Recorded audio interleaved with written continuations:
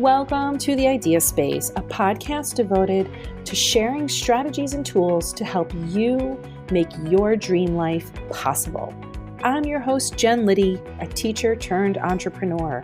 It's my mission to help women grow their businesses and get what they want without feeling guilty, overwhelmed, or confused. If you're tired of your ideas spinning around your mind and you really want something more for yourself, you're in the right place. Learn how to create the space to make your ideas a reality. I promise, if I can do this, anyone can. Let's go.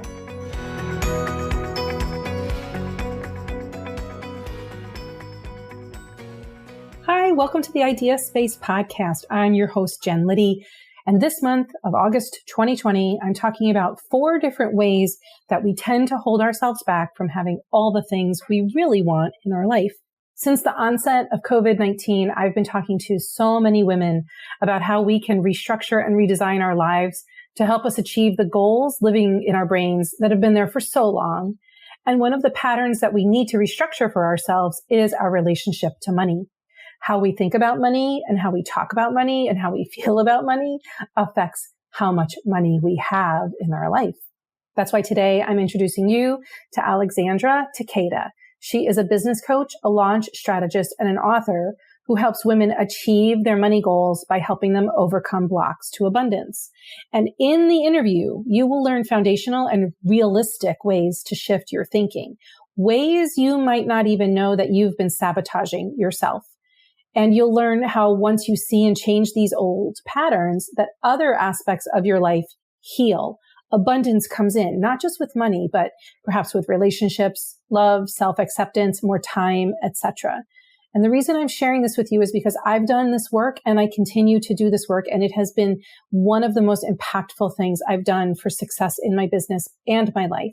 Now, Alexandra has the chops to be the person to talk to you about this stuff because she went from a kid who was embarrassed to be on the reduced price lunch program at school to being a woman who makes 7 figures in her business, and she helps other women do the same. And she's constantly doing the kind of work that she's going to share with you today. Please be sure to stay until the end when you'll learn how to access her free resources to get you started. I'm sure you'll benefit from her story. I did too. I've listened to this interview several times, and I hope that you enjoy it and get as much use out of it as I have. So please reach out and tell me how you're redesigning your money story after listening to this interview with Alexandra Taketa. Good afternoon, everyone. I have been thinking about how many people, especially at this time, are feeling so anxious about money, finances, income. And I started to think about how we all have a money story. And frankly, I didn't even uncover my money story until a few years ago. And once I started uncovering it, I realized I had a whole bunch of bullshit, stories and baggage about money that actually I still am working on to this day. So I am by no means a money expert, even though I do work on this all the time at my core. So that's why I'm bringing you somebody today who is an expert to help you unpack your money story. I want you to know it's nothing to be afraid of. It's actually very liberating once you start to explore it. And that's why I'm so excited to have Alexandra here today. She is a business coach, a launch strategist, and an author. Did I get that right? Yes, you got it right. And I want you to listen to everything she has to teach you today. I'm going to be writing like a maniac while she's talking. And I'm just going to turn it over to you, Alexandra. Thank you so much. Thank you, Jen, for having me. I really, really appreciate being here. And I love how you introduced that in just thinking about your own money story, because I think it's so powerful. And it's what I thought we could talk about today, because we all have a money story and we always don't know that we have one. So a big part of the work that I do really is around helping women master their money mindset and clear money blocks and really open up to receiving at a different level and welcoming in abundance into their lives and into their businesses. Because it's my belief that as women, we really do deserve to make amazing money doing the things that we love, but we often limit ourselves and we sabotage ourselves because we have abundance blocks. We have money stories that are keeping us stuck. So one of the things that I see, especially for women entrepreneurs, is limiting themselves, limiting their incredible potential because of these old money stories, right? And so the first thing I want to say to your audience is that if this is you, you are not alone. We all have our stories. And so many of us grew up learning the wrong things about money. We had experiences, we heard comments, we witnessed behaviors, we were told stories in our childhood about money, right? In our upbringing, right? Things that have impacted our beliefs and the way that we think about money, the way that we feel about money, the way that we are in relationship with money. And it shaped our money story, and it shaped how much abundance we will allow ourselves to receive. So subconscious, right? That's what it's subconscious. We've got like 60,000 thoughts a day going through our head. And scientists have looked at that, have said that, 95% of those thoughts are actually just sort of like automatic default, right? And then like 5% of what the thoughts that we're thinking are actually like creatively, consciously driven, right? Where we're like directing our thoughts. Wow. And so we're mostly on autopilot. Most of it's on autopilot. Okay. So that 95% is just like, it's all the backstory. It's all the history. It's everything that we learned and received in that early upbringing, right? So when we think about it from a money perspective, we can go back and go, okay, well, let's start to uproot what that money story is. And so one of the tools that I wanted to give your audience is just how can you start to peel back that money story and really figure out how is that shaping what I call your financial blueprint, right? How much money you will allow yourself to earn, whether you're going to cap out at a certain level, whether your tendency is to avoid money, like just ignore it, turn a blind eye, don't ever look at your bank accounts, like open your bills at the very last minute. Maybe you've got a tendency to like, as fast as the money comes in, that's as fast as it goes right back out, right? Like, never allow yourself to be in a place of abundance, right? There's all sorts of different ways that we can block ourselves. So the first question I always love to ask is, did your parents have money? Like, how did your parents feel about money? How did they talk about money? Did they argue about money, right? Mm-hmm. Just starting with the basics. Oh man. And that is like a can of worms right there, right? Because in my own family, there was this identity that we're Grims, we're just poor, we work hard, we're just never going to have money. And that was the thing that you just saw all the time. It wasn't like anybody was saying it necessarily to us. It was just like this ethos that was in the house. Yes. And it shapes the experience, right? That's what I'm talking about with like sort of the habits, the comments, the experience, the circumstances, just sort of the unspoken rule, right? And on the flip side, right? If money was really plentiful and joyful and like celebrated and appreciated, right? You might have a different money story. Right. But also, like, I love to ask, like, digging in, like, for example, like I've had clients who had the experience where, their mother always had to ask their dad for money and then felt really shameful and guilty about that. Right. And so if that was your experience, how did that shape your money story then? Right. Do you feel guilty about having too much money? Do you feel shamed when you buy things for yourself, right? That some of that can be rooted in that old story.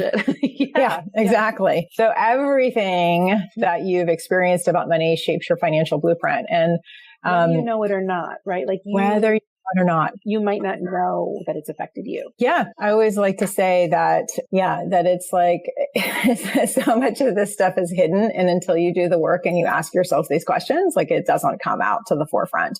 And some of it is societal too. It's just sort of like we've fallen into the trap of what I would call our common beliefs. And like, even just like the little sayings that are cultural, like, for example, there's a maxim that says, no pain, no gain.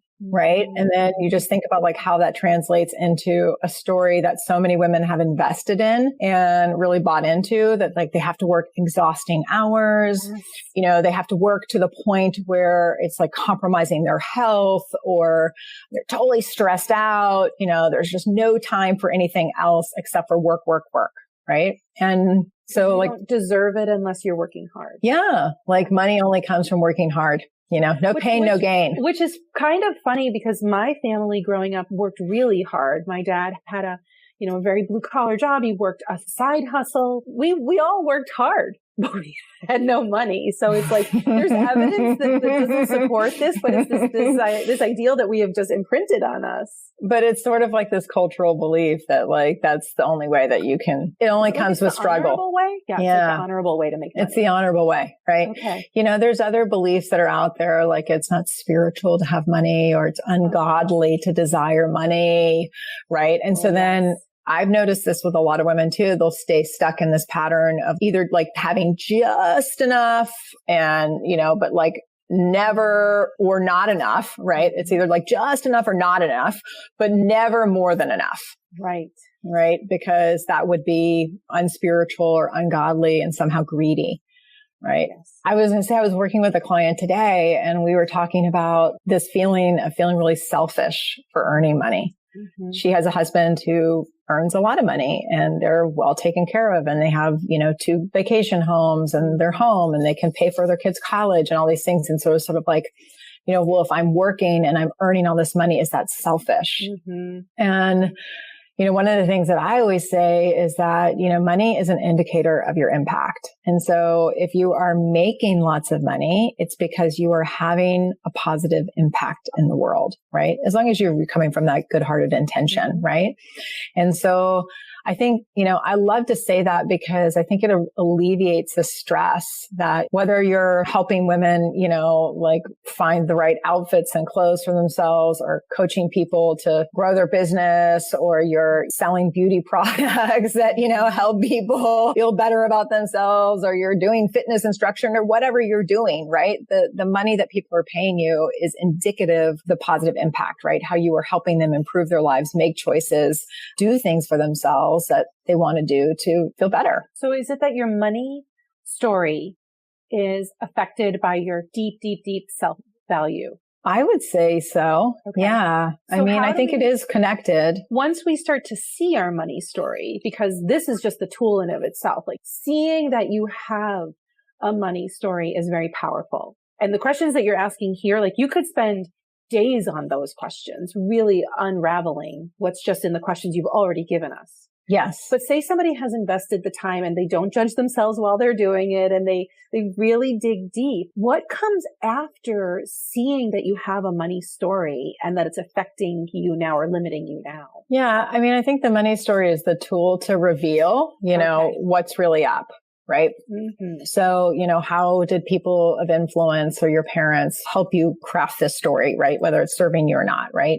What are some of the stories or the beliefs that you're just buying into about money and whether you can make money, earn money, receive money, how much you can spend money, how you save money, like all of it, right? What are some of the beliefs that you're currently operating in your day-to-day life, right? That are guiding how you're making decisions about money, right? I think that's sort of the framework of where you start. And once you understand what that story is, then you can begin the work of releasing those beliefs, right? And reframing them and getting to the heart of it. Like, okay, where did this story actually come from? Like, my family is poor. We're just poor people, right? Or we work really, really hard, but then we never make any money, right? Like that was a story that you shared. Yes. But it's like, is that true? Right? And is that story improving the quality of my life? That's a great question that I ask women. Like the best question ever. Right? Like, is holding on to this story improving the quality of my life? Because the answer is no, then it's like, then let's work on creating another story. Okay. It's such a great question. I'm holding on desperately to this old story. It's part of my identity, but it like hurts me. Yeah, but it's not serving me. It's not serving me. Right. Yeah. So then it's like, okay, then it's like, once you see that, and as long as you're witnessing it from this like observer standpoint, right, with not so much judgment, then you can release that. I know personally, like I started to craft my money story really, really early. I remember being 5 years old and I was on a reduced lunch program. Like my lunch cost a dime, and everybody else's cost $1.10. And one day I lost that dime and I panicked. Like I just melted into tears in my kindergarten class. And I think, my kindergarten teacher probably had like 30 kids in there, was totally overwhelmed, like had her own money garbage, right? Right. And couldn't deal with me. So what did she do? She shamed me in front of the class. And she was like, and you don't even pay the full price and you lost your dime. Oh my God. And in that moment, I made up a story that I was not the same. I was different than everybody else and I wasn't worthy of money. And I carried that and I fed that story with all sorts of different examples and evidence that would like pop up in my life and I would like hang on to it. And it wasn't until my late 20s that I was, I'd had a series of jobs, but they were all very low paying and passionate work, but and I wasn't making any money. And then I ended up launching my own business and I realized I was like giving all my work away for free. And this is like a main abundance block that a lot of women have. Oh my God, yes. They give their work away for free or they discount it and reduce the price. And I was like, crap, like if I ever want to move past broke, like I got to deal with this. Mm-hmm.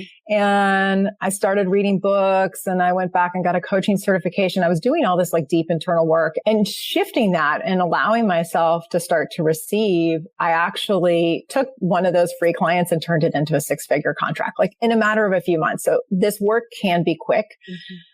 But then something happened and I was dating my husband. This was, 20 years ago now. And a month into our relationship, he gave me this beautiful pearl necklace. And it was a really, like, at that point, felt like a very expensive gift. Now I'd be like, oh, that's great. But myself 20 years ago didn't know how to receive that gift. Oh, yeah. Like you didn't think you deserved it? I didn't think I deserved it. And in the process of him giving it to me, like, I wish that I could say I was like incredibly gracious and like, oh, thank you so much. I love it. But I like went mute. Like I didn't know what to do. I just totally spazzed. And it was because, deep down, I still had beliefs that I wasn't worth expensive things. Mm-hmm. And you had even done this work. You had turned some things around. Done this work. So but that was like the highlight. That was like the light bulb moment for me, where I realized it wasn't just about money, but that your money story impacts the level of abundance that you will allow yourself to receive in your whole experience. So for me, it was like, holy cow, because I don't believe I'm worth expensive things. I'm also restricting the amount of love I will allow myself to receive, the amount of purpose I can have, the level of impact I can create, the amount of joy I can create. It was all of that.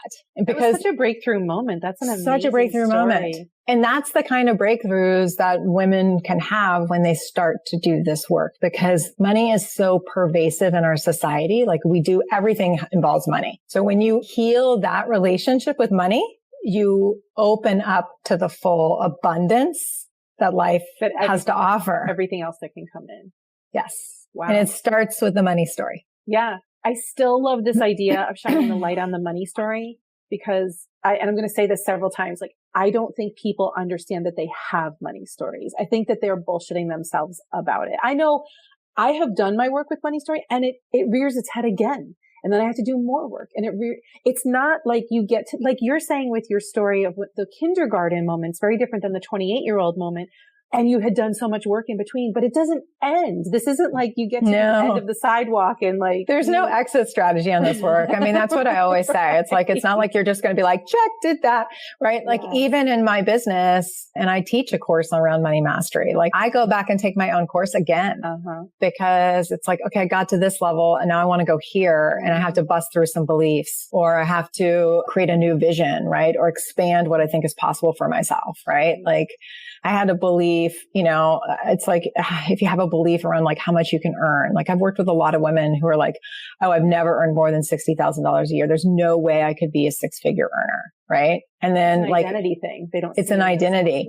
Yeah. And so tapping into that and like figuring that out, or the only way that I could earn this money is through this channel. Right. I've been a 7-figure earner and I earned 7 figures one year when I did 0 work. Wow. It was based on work that I had in other years. Like talk about blowing through a belief that you have to like be busting your ass every second of the day in order to have something come through. So it was based on work I had done, right? Like I had earned it, but it didn't come about until I actually started doing work on a whole nother level of abundance and was busting through other beliefs. And then that showed up. It's like so you just never know. That new level, new devil kind of thing. Yes. Yeah, that makes sense. So I know that you have some ways that people can get started for free. You have some free gifts that people can get into their brains. Can you tell me about how we can access those? Sure. I think one of the things that I talked to you about, one of the things that I love to do is I write and record meditations. Okay. And I think that mine are really different. So it's not about like sitting quietly and not knowing what to do with yourself, or trying to be like stoic and like bored. But a lot of what I do is set to like high vibe music, and it's very affirmational. And one of the ones that I gave you is it's called Calling in Abundance, Calling in Money meditation. And so I love for women to listen to this because I think it's really powerful. It's a whole different way of framing up money, how you deserve money, how you can receive money, and allowing yourself to get into the vibration of feeling totally comfortable. And I love it because it's, they're really different thoughts. And what I hear over and over from women when they listen to this is that it really does start to shift their thinking. So it takes that old money story and it starts to break it down. Right. And they start to put in a new program around what's possible for themselves. So that's a great one. Inside, the other tool that I gave you is called an Abundant Business Guide. I'm pretty sure I have that in there. And inside of there, it's just sort of like 6 systems to grow your business. But I walk through the most common abundance blocks. And I also give you some questions to start to peer into what is your money story. So that's a great place to start too. Great. I'm curious, when people get started doing this, what's the biggest shift that you've seen any of your clients have? What do you think the biggest, oh my God, I can't believe she did that thing was? For personal shifts that they've made, or yeah, is there a woman who, the one who said, I never have made $60,000, more than $60,000? Oh yeah, now she's making probably $250. That's amazing. Yes. So you've seen real results with this. Oh yeah. I mean, she never thought she could get over 100,000. And she was a woman who would wake up and have nightmares about being able to afford her life. Yeah. Or that it was all going to fall apart, that she was going to go bankrupt, that people were going to be coming after her. I mean, really deep-seated, desperate moments in the middle of the night, anxious, sweating, all of that has gone away. She's created multiple passive revenue streams for herself. I mean, just gone on to do amazing things because she's busted through a lot of those beliefs, right? And she doesn't wake up in the middle of the night anymore, restless and all of that. Yeah. I mean, I've had women have their first $10,000 months, or have their best months ever in their business, as they're taking my course, because it's amazing for you to witness that. It's really, really powerful. Yeah. I had one woman tell me recently that she used to feel proud of being poor. Mm-hmm. And she had, through this work, given that up and was now proud to be abundant. Yeah. Right. Do you ever meet people who believe, I can't believe it until I see it? I'll believe in abundance once I am abundant, or I'll believe I can be wealthy once I am wealthy, which we both know as coaches is backwards way to do it. But do you think that's where a lot of your people come, that paradigm? Oh yeah. And I would actually call it one of the major abundance blockers. It's sort of being stuck in the current reality and believing that you're limited versus being able to tap into this unlimited field of potential and really living in embodying the future state. I have a meditation called Your Future Self. And a lot of what I teach is really actually about the creative process, is fast forwarding yourself into that place where you've already done the thing, achieved the thing, made the money, succeeded, right? Gotten to that place where you want to be. And then standing in that place, that's where you answer your questions from. How would I be investing in my business? How would I be approaching this meeting? What would I be saying to this client? Right. How would I be pitching this customer? What decisions would I be making, right? How would I be spending my money in my life or my business, right? Because that future self, right, who's already achieved it, who's already done it, has already been there, right? The vision has been fulfilled, right? And so you're just going to get so much more wisdom and better information coming from that perspective than looking to the back, the limited, broke, stuck. I'm only focused on the current reality, right? Well, wasn't it Einstein who said something about, if you're looking to solve a problem, you can't solve the problem with the mind that created the problem or the situation that created the problem. So really looking to your future is a way to solve a problem that your current mind doesn't know how to solve. Yes, exactly. Because it's the current reality is what birthed the desire, right? And so you want to magnetize and energize and focus on and expand the desire, not the current reality. Yes. Right.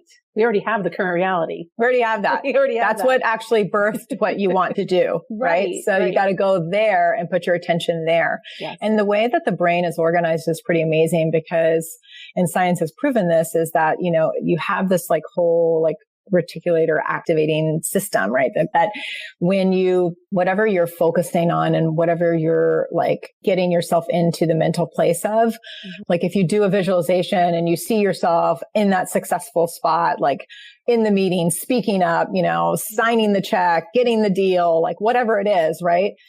when you start to program that kind of information into your mind, then your mind begins to filter your current reality, looking for more evidence of that. And so it starts to tap into the experiences or the people or the situations or the outcomes, right? That will create more of that feeling because it doesn't know the difference between something that's happened or something that you've imagined happened, right? And so that's why that embodying, visualizing that future self is so important because it actually starts to train your brain to pick up more of that. I want to make sure that people hear what you said. It's not woo-woo. It's not magic. It is brain-based science. And it's about rewiring your brain. It's just science. And so many people resist this work because they don't believe it or they call it bullshit or they have another limiting thought that that's for other people. That's not for me. But I promise you that it is for all of us. I always say abundance is not pie. We're not going to run out. There is plenty of it. Yes. And you having more does not take it away from anybody else. No, it actually expands what's available for everybody. Yes. Right. I so love talking about this. How can people become into your orbit and work with you, follow you, get to know what you're all about? Sure. One of the best places to come hang out with me is in my Facebook group. It's Abundance Revolution. And I can give you the link to drop into that later. Or they can find me on my website, which is alexandrataketa.com. Okay. But hanging out in my group is a great place to come because I'm in there live pretty much every week. Right now we just started a challenge called Be the CEO, Unlocking Abundance in Your Business. And so we're doing that right now. You know, I'm constantly running things like that to really challenge people to grow to new levels, to whether it's your mindset or your business. I love the way you said it on your homepage, which is that you are fiercely committed to helping women become abundant. And you're just one of those bright lights who's like, there's enough for all of us. And so come play with me and I will help you get there too. And I think that's just more of what we need in the world. Thank you. Yeah, likewise. You're doing the same, hosting all these amazing people and spreading all this like good work, right? I mean, that's part of it. I think competition, there's like a false illusion that there is competition and it's really just scarcity, right? Like there's not enough. Yes. There's plenty. There's like millions of people. Well, every time I go out because I'm often in my little world of coaches and healers and all of the people that I surround myself with. And sometimes I'll go out into the world. I'm like, oh, right. Not everybody believes all this shit already. Like there's still plenty of people who need this help. So it's good to be reminded, like there's plenty to go around. There's plenty to go around. And the beauty is that we all have free will, right? So we get to connect and no one's going to force anything on anybody, right? It's like we all get to be empowered and choose for ourselves. Well, I really hope people choose to download the meditation that you offered and the questions that you've offered today and to get into your group, because those are just free resources for people that can help blow them into the next part of their life. And so thank you for being so generous and showing up for us today. This is important work. I really am glad to know you. Likewise. I'm excited to keep connecting with you. Thank you. Bye, Alexandra. Work. Bye. Bye, everybody. Thanks for joining me today. If you like what you heard, please subscribe to the Idea Space in your podcast app. And tell that friend of yours who needs some help getting where she wants to go. I'd be so appreciative if you left a review because then we can help more women create the space for their ideas too. Go to jenliddy.com/free to grab the many free resources there to help you move forward. And I will see you next time. Bye.